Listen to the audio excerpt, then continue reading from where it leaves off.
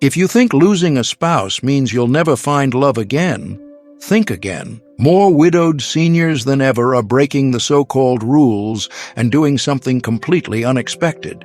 And the best part? Most people have no idea it's happening. Most assume that after losing a long-time partner, seniors just settle into loneliness, maybe filling the time with hobbies or family visits. But in reality, many are stepping into a whole new chapter, one that doesn't look anything like what people expect. Some are moving in with new partners without remarrying. Others are reconnecting with old flames, traveling the world, or even starting situationships where they keep things casual. And the craziest part? A lot of them are keeping it secret from their families, their friends, and sometimes even from themselves. So why is this happening? Why are more widowed seniors skipping traditional remarriage and doing things their own way? And how do their families react when they find out? Today, we're diving into the unspoken truth about what really happens when seniors lose a spouse, and why so many of them are rewriting the rules of love, relationships, and companionship after 60. Most people have a certain image in their heads of what life looks like for a widowed senior. They picture someone quietly mourning, living alone, maybe keeping their spouse's old belongings exactly as they were. Some people expect widows to stay single forever, as if moving on would somehow be a betrayal. And if they do find companionship again, society tends to assume it's all about finding a nice, quiet friendship rather than romance. But the reality? It's completely different. More and more widowed seniors are choosing to rebuild their lives in ways nobody expects. Some are jumping back into dating sooner than people think is appropriate. Others are actively avoiding remarriage but are still finding love on their own terms. And some? They're skipping commitment altogether and just having fun. And it's not just about dating. Some widowed seniors are selling their homes, traveling solo for the first time in decades, or even moving in with a new partner without ever making it official. And let's not forget the ones who reconnect with an old high school sweetheart, sometimes within months of losing their spouse. The truth is, losing a partner can make people rethink everything. And instead of following some unwritten rule about how they should live the rest of their lives, many seniors are deciding they don't owe anyone an explanation. So why are more widowed seniors rewriting the rules of love and relationships? A few decades ago, losing a spouse often meant resigning yourself to loneliness. But today, things have changed. There are a few big reasons why more seniors are stepping into this unexpected new chapter. First, people are living longer. If you lose your spouse at 65, you could easily have 20 or 30 more years ahead of you. That's a long time to be alone. For many, the idea of never having companionship, romance, or even just someone to share life with again, it's simply not an option. Then there's independence. After decades of marriage, a lot of widowed seniors realize they don't want to start over in a traditional way. They want connection, but they also want their own space, their own routine, their own freedom. That's why some choose companionship without remarriage. It lets them have the best of both worlds, someone to be with, but without the legal or financial complications of tying the knot again. And speaking of money, financial reasons play a huge role. Remarrying can affect pensions, Social Security, and inheritance. Some seniors avoid marriage simply because it would mean losing important benefits, so instead, they're choosing different arrangements, living together but staying legally single, or just keeping things casual. Another big reason? They realize life is short. Losing a spouse is a painful reminder that tomorrow isn't promised, and for some, that realization flips a switch. Instead of waiting for life to happen to them, they decide to take control, whether that means dating again, moving somewhere new, or just doing things their way for the first time in a long time. All of these factors, Longer lifespans, financial realities, and a newfound sense of freedom are reshaping what it means to be widowed. And the result?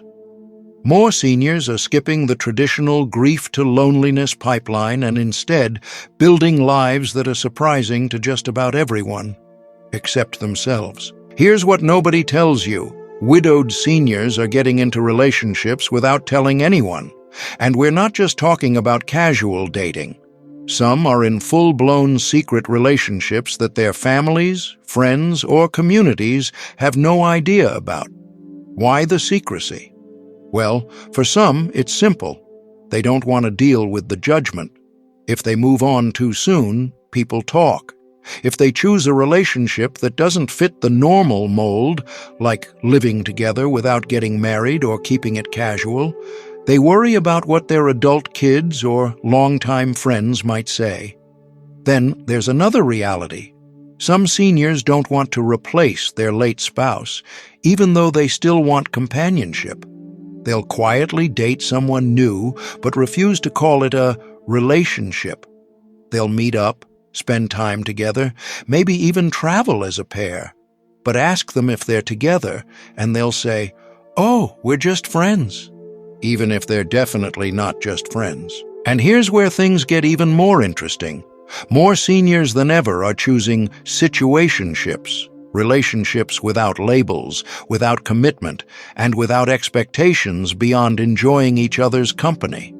It's not just about dating, it's about having a partner without all the baggage that comes with traditional relationships.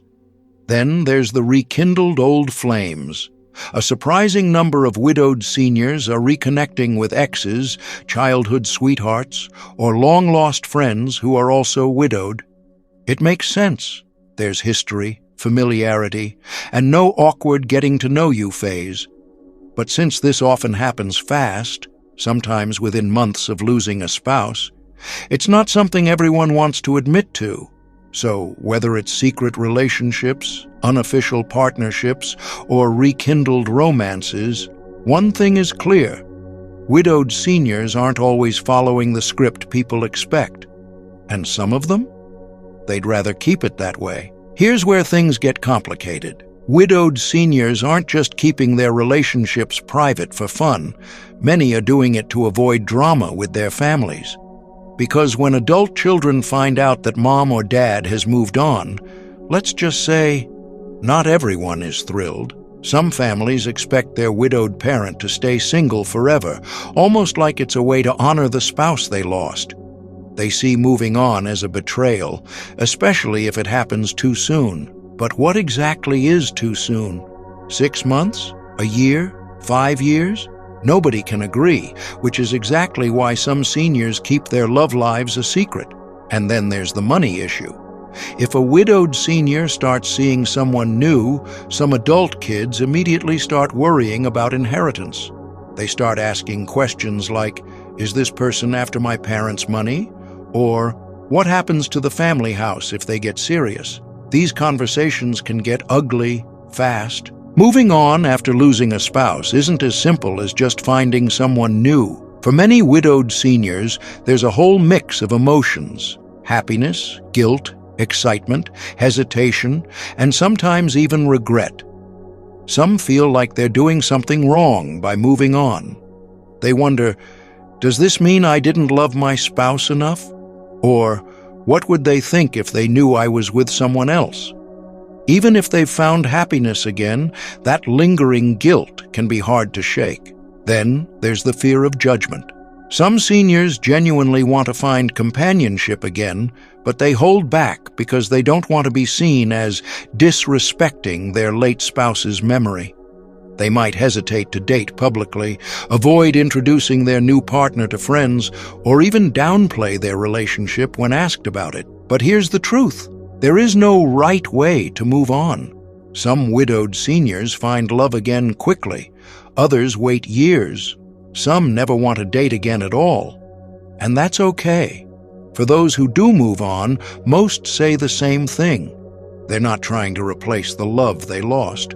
They're just trying to live the time they have left as fully as possible. And when they finally let go of the guilt, Stop worrying about what people think and embrace the idea that life doesn't have to be lonely. That's when real happiness starts.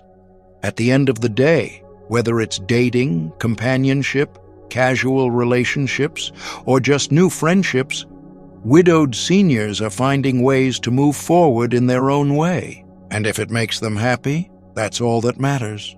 So now that we've laid it all out, what do you think? Should widowed seniors move on however they want? Or should there be some kind of rule about how long they should wait? Do you think relationships naturally change as we get older? Or do you believe love after 60 should follow the same expectations as younger relationships? And here's another question. Have you ever seen this happen in real life? Maybe a friend, a neighbor, or even someone in your own family? If you've got a story, drop it in the comments. No judgment here, just curiosity, because let's be honest, this happens way more than people realize. If you enjoyed this video, make sure to hit that subscribe button so you don't miss the next one. We're having real, unfiltered conversations about the stuff no one prepared us for, but the stuff we all need to talk about. Thanks for watching, and I'll see you in the next one.